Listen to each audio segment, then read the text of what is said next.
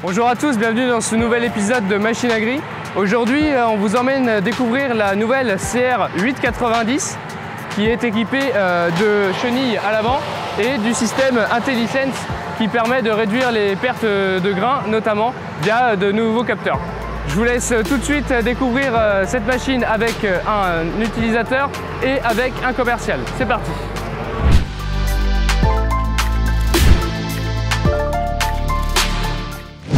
Bonjour, Joël Bonneau, je suis céréalier à mon compte et chauffeur pour Monsieur Claude Monsigny. On a essayé une 890 équipée de l'IntelliSense et en Smart Prax. Prise en main, on est habitué au CR, donc prise en main facile. Après, il a fallu se faire à l'IntelliSense parce qu'on a tout le temps tendance à vouloir reprendre la main au début. On est habitué à régler nos machines comme nous-mêmes. Que là, il faut laisser faire la machine. C'est elle qui règle et on voit la différence dans les champs, enfin, on le voit derrière moi.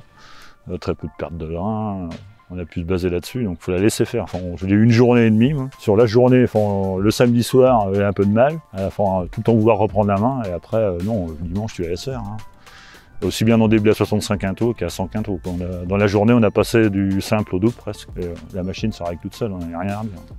En comparaison avec la 790, la différence de qualité de paille, qui est indéniable. Enfin, on les retorte au moins vite sur la 8, donc tout de suite. Moins de perte de grains pour un débit équivalent pour plus de débit. Sur la journée, on a fait des pointes à 500, entre 530 et 550 quintaux. Par contre, puissance moteur, un peu juste dans des blés à 80-90 quintaux, comme on était, avec des quantités de paille et puis des gros de plus de 4,5 tonnes hectare. Et en plus des pailles vertes, puissance moteur un peu juste. On a remarqué là à pêcher, c'est ce qui faisait ralentir la machine. Par l'IntelliSense, justement, ça faisait ralentir la machine automatiquement. Donc à voir après avec une puissance moteur un peu plus élevée. Mais autrement, super agréable, super machine à conduire, rien à dire. Et l'IntelliSense, c'est super. Avec les chenilles, on est au gabarit routier, pas forcément besoin de voiture pilote devant, on est au 3,55 m, donc c'est l'avantage. Et après, c'est dans le champ, les tassements, maintenant qu'on passe en SPI simplifié. On voit la différence, l'orge qui a été battue avec la 790, à passer des chômeurs derrière, on voit la différence. Les disques rentrent moins bien derrière les roues, puis on voit qu'il y a un tassement, que derrière les chenilles, il n'y a aucune différence. Pour moi, c'est un gros point fort pour les semis simplifiés, le respect des structures de sol. Donc aujourd'hui, on va donner vers une agriculture de conservation. Je pense que pour avoir des machines de ce gabarit-là, et pouvoir après respecter le sol par derrière, je pense que c'est le gros point fort de la chenille aujourd'hui. Où la machine a passé, on ne sait pas qu'elle a passé. Si ce n'est pas les presses qui ont passé derrière, donc qui reprennent le chemin de la moissonneuse, derrière, à comparer, il n'y a pas de tassement de sol, on ne s'aperçoit pas où la moissonneuse a passé. Et avec une moissonneuse plus lourde, une trémie plus grande.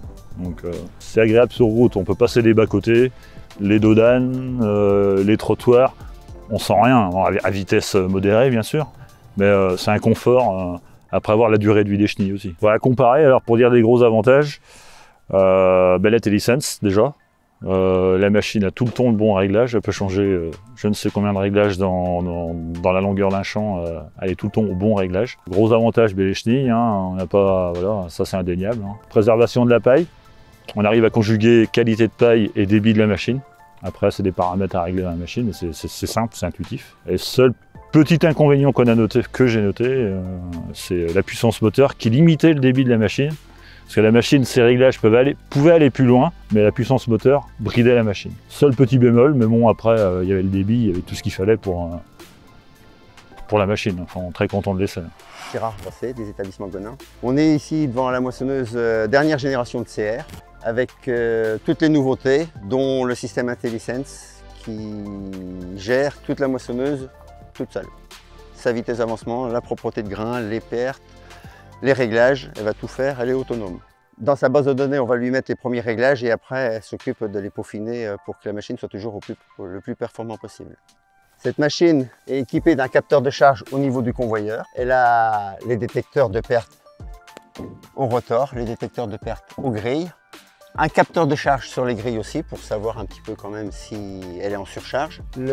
Sur l'élévateur de grains, on a le capteur de rendement, on a le capteur d'humidité et en plus on a une caméra ultraviolet qui va photographier les grains cassés et les impuretés. En fonction de tous ces paramètres, maintenant elle sait s'il y a trop de grains cassés, si on perd du grain, si elle est trop chargée. On va lui donner comme priorité soit un minimum de perte, soit une qualité de grain pour les semenciers par exemple nickel. et elle va peaufiner ses réglages en fonction des critères, des priorités qu'on lui a données. Si la priorité c'est la vitesse d'avancement, on va semer un petit peu, le grain sera peut-être un petit peu de moins bonne qualité, mais on aura un bon débit de chantier. Si la priorité c'est les pertes, eh ben, elle va ouvrir, fermer les grilles, gérer, elle va tout faire, ouverture des grilles, vitesse des ventilateurs, l'écartement du contrôle-rotor, la vitesse du rotor, elle va tout faire toute seule. C'est surprenant, mais même quand on est dans un champ, entre ici et l'autre bout, c'est pas un instantané, toutes les 20 secondes, elle a une réinitialisation. La charge du caisson, alors pour commencer, déjà, elle a un capteur de charge à ce niveau-là. Parce que c'est pas la peine d'attendre de voir si on a une perte de grain pour diminuer la vitesse d'avancement. Parce qu'évidemment, elle règle aussi sa vitesse d'avancement toute seule. Donc tout de suite, elle va voir, ah, on a une surcharge à cet endroit-là, donc tout à l'heure, on va perdre du grain. On diminue la vitesse. Là, il en rentre moins. On peut déjà augmenter la vitesse parce que quand ça arrivera à l'arrière, il n'y aura pas de perte.